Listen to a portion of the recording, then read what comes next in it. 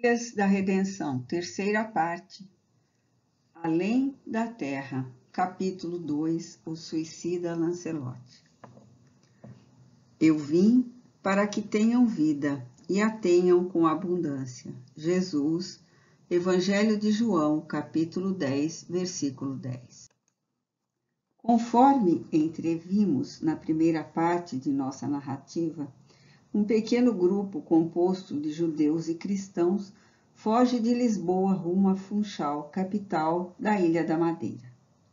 O leitor amigo há de lembrar-se de Beatriz, filha do senhor Eliaquim. No decorrer de nossa trajetória espiritual, conhecemos Lancelot, o esposo que a deixara viúva.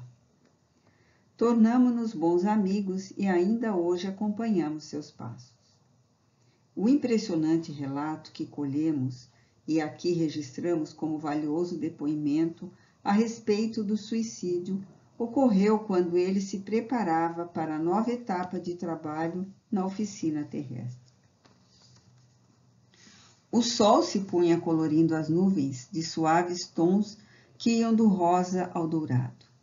Chegáramos à colônia correcional Maria de Nazaré. Após ouvirmos os cânticos de saudação a Maria, a doce mãe de Jesus, desfrutáramos de profunda paz. Ao lado de velhos amigos, sentamos todos na relva. As músicas e preces espalhavam em torno de nós uma atmosfera indescritível de luz e suavidade. Visitamos Lancelot, outrora esposo de Beatriz, e também um amigo muito querido, que após anos de dedicação à enfermagem no Hospital Maria de Nazaré, planejava retornar à Terra em nova existência. Logo que o velho amigo avistou-me, acolheu em afetuoso abraço enquanto dizia: "Caro Samuel, como é bom revê-lo." Trocamos impressões variadas. E ao final delas indaguei: "Como te sentes tão próximo ao retorno?" "Ansioso, mas confiante que serei auxiliado. Afastei-me hoje de minhas funções para o recolhimento que se faz necessário. É sempre difícil esse instante em que descortina, diante de nossos olhos, um panorama de incertezas." "Não te inquietes. Como bem dizes, continuarás ligado aos nossos corações. Serás assistido especialmente pela equipe de amigos que hoje são teus companheiros de trabalho." "Sim," Lancelot assentiu sereno. "E tu tens conseguido êxito em teus intentos de narrar notícias nossas através do intercâmbio mediúnico?" "Enfrentamos as dificuldades que já esperávamos.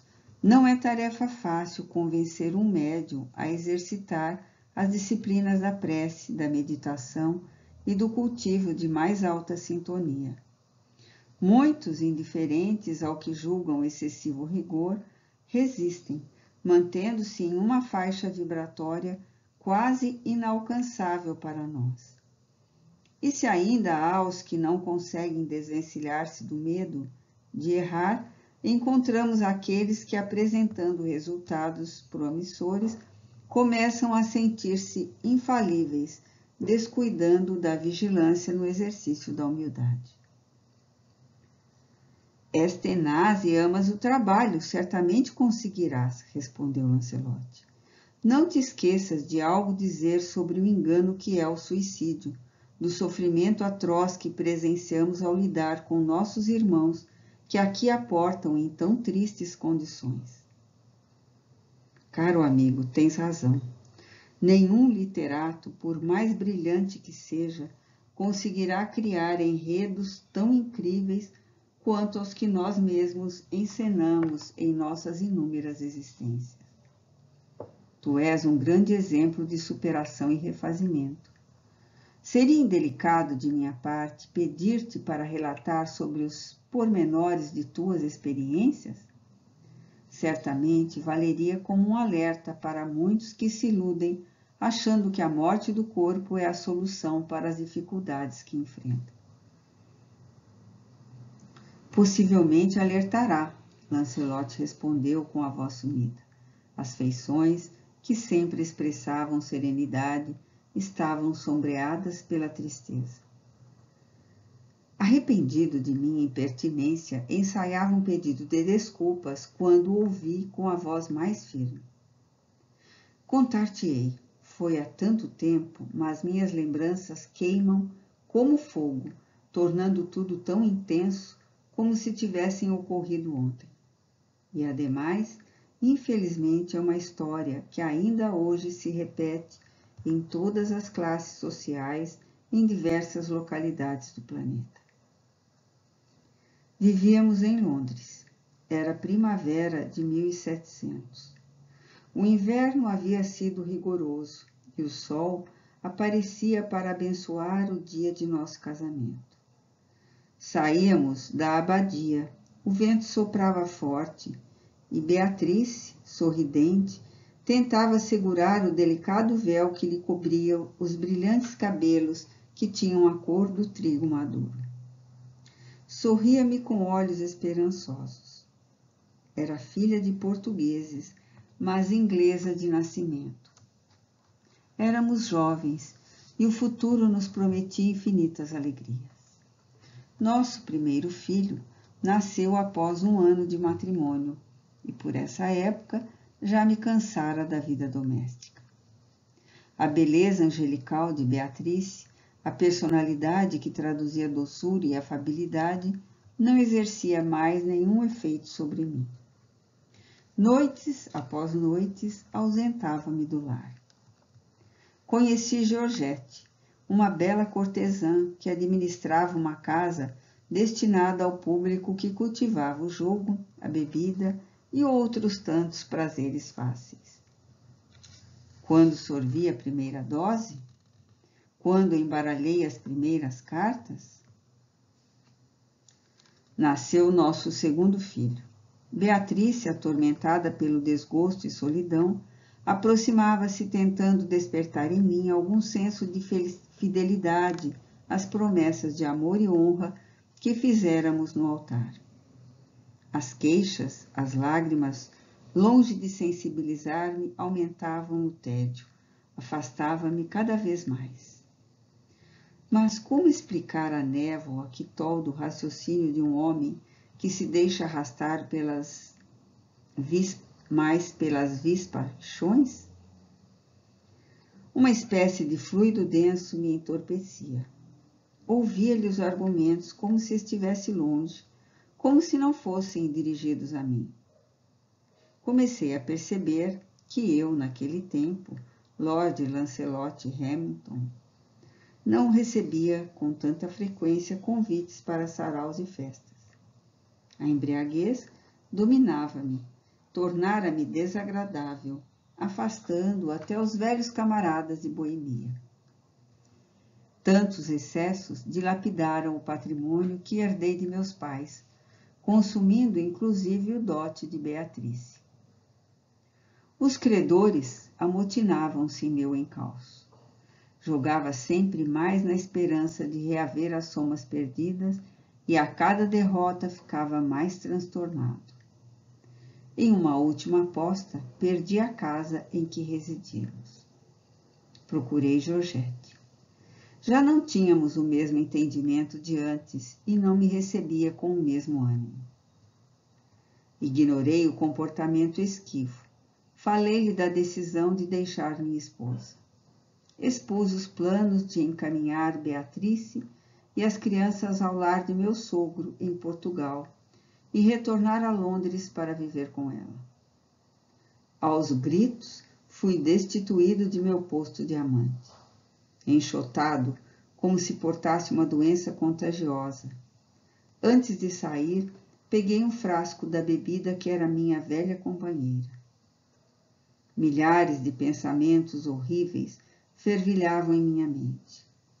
Perambulei sem rumo, tropeçando em meus próprios passos e avancei ignorando o frio. Sentia que estava arruinado, acabado, sem saída. Subi na ponte e o forte nevoeiro impediu que eu enxergasse o rio que banha a antiga cidade. Atirei-me em suas águas geladas. A paixão por Georgette era tamanha que o fato de ser abandonado por ela te fez desistir de viver? Perguntei, cada vez mais interessado pelos detalhes que desconhecia. Houve o tempo em que atribuía a ela todas as minhas desditas. Porém hoje, após tanto esforço para conhecer a mim mesmo, sei que nem tudo se deve a ela. Não posso responsabilizar a outrem a culpabilidade de meus atos. Abismo atrai abismo, dizem as Sagradas Escrituras. Minha insegurança, oriunda de meu imenso orgulho e egoísmo, me conduziram ao primeiro copo, a primeira carta de baralho. Total negligência aos deveres para com a família. A ociosidade e a prodigalidade me trouxeram dívidas e a rejeição de Georgette só contribuiu para o final doloroso. Tens recordações do que viveste após o suicídio? Como não lembrar? Tudo que vivemos marca indelevelmente nosso ser. Quando caí nas águas revoltas do rio, quis retroceder na ideia insana e nadar até a margem. E em último instante queria viver. Tentei, mas não consegui vencer a forte correnteza. Perdi a consciência. Começava um pesadelo incompreensível para aquele que nunca teve experiência igual. Incrivelmente não morrera. Sentia os pulmões arderem, a falta de ar asfixiante, e novamente perdia a consciência. Despertava. Sentia novamente o pavor do afogamento até mergulhar de novo na escuridão. Então, um dia, consegui chegar até a superfície. Porém, em um estranho fenômeno de atração, não conseguia afastar-me. Estava preso. Senti um forte elo a me ligar a um fardo pesado no fundo do rio. Os acessos de asfixia foram espaçando. Não sei precisar o momento exato em que descobri ser meu corpo o fardo que me retinha na água. Alucinado de pavor, quis afastar-me, mas não consegui. Horrorizado, contemplava minha pobre vestimenta física que mais se assemelhava a uma carcaça de um animal qualquer ou a um escombro de embarcação naufragada. Ali, os peixes faziam morada, alimentavam-se. Sentia as picadas, queria afugentá-los, mas dolorosamente passei a fazer parte daquele estranho universo aquático. Certo dia, consegui me desvencilhar e cheguei até a margem. Em um breve momento de lucidez, senti que, de algum modo, havia sobrevivido. Precisava ser socorrido, mas meu corpo espiritual, traumatizado pela brutalidade do suicídio, impunha-me estranhos reflexos e novamente me atirava da ponte. Tais condicionamentos mentais impeliam-me a dolorosas repetições, até que, exausto, caí à beira do rio e senti que não conseguiria mais subir até a ponte. Ouvi uma voz que sabia ser de Beatriz. Não a enxergava, mas parecia que o vento me trazia suas doces palavras. Lancelote, volta-te para Deus. Ele é nosso Pai e nos ama como somos. Ama-te assim como tu és. Peça auxílio, ele te ouvirá. Aflito, consegui balbuciar.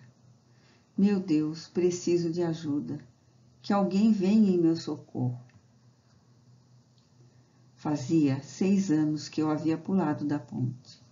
Pela primeira vez conseguia encadear pensamentos coerentes. Assim como o filho pródigo da parábola messiânica, caí em mim e orei, rogando ao Pai que me recebesse. Percebi que meu amigo tinha os olhos marejados e a voz embargada. Sensibilizado, interrompi.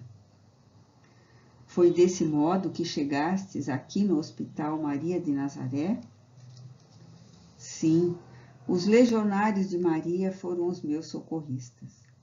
As preces de minha mãe e de Beatriz impediram que eu fosse aprisionado por hordas de espíritos obsessores e ainda me franquearam a entrada, visto que eu nada tinha. Sentia a miséria do corpo, se assim posso falar de meu perispírito, em todas as suas nuances. Então Beatriz continuou ligada a ti?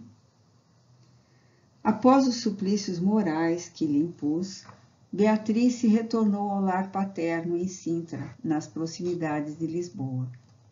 Por esse tempo, os judeus sofriam perseguições implacáveis dos tribunais do Santo Ofício.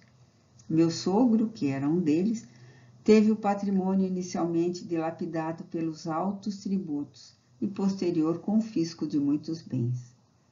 Conseguiu retirar a família da capital e reiniciaram a vida cheia de rudes trabalhos na Ilha da Madeira. Beatriz e as crianças foram amorosamente acolhidas e, com a nobreza de alma que lhes é peculiar, oravam por mim. Preservaram minha memória perante meus filhos. Muito lhes devo, não aumentaram minha imensa dor, fazendo de meus meninos homens de bem. Continuou Lancelot. O tempo passava. Apesar do infinito amor e cuidados que recebia, permanecia muito desequilibrado. Responsabilizava Georgette pela ruína financeira, acusava-a por ter me induzido ao adultério. Fixei a mente no ódio e nada mais me interessava a não ser a vingança. Tais disposições íntimas, tão contrárias ao bem, impediam que me submetesse à disciplina dos tratamentos tão necessários ao meu soerguimento. Outra alternativa não restou, e nossos irmãos, tutelares dos destinos de seres tão fragilizados quanto eu, conduziram-me à nova experiência.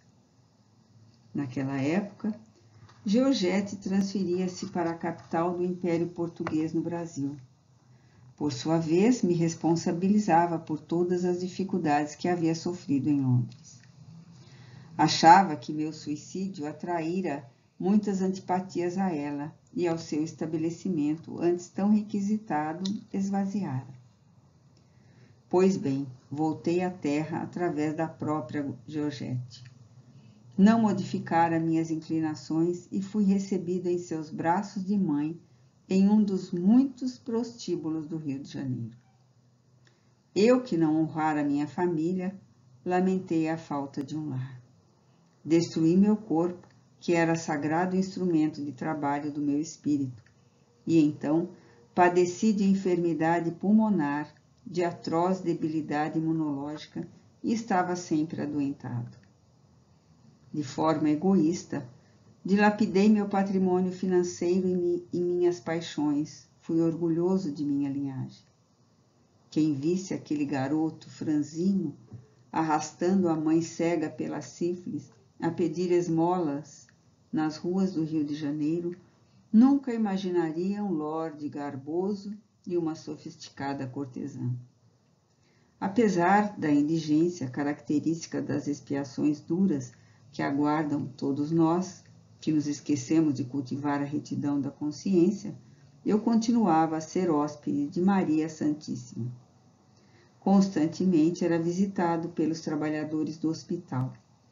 Minha curta internação no corpo, ou reencarnação medicamentosa, como aqui falamos, foi breve. 10 anos depois que parti, retornei, e até hoje aqui estou. Tudo isso passou, és vitorioso, disse eu com profunda esperança. A tua narrativa é pontilhada de dor pungente, mas evoluíste. Ofereces amizade e alegria a todos nós.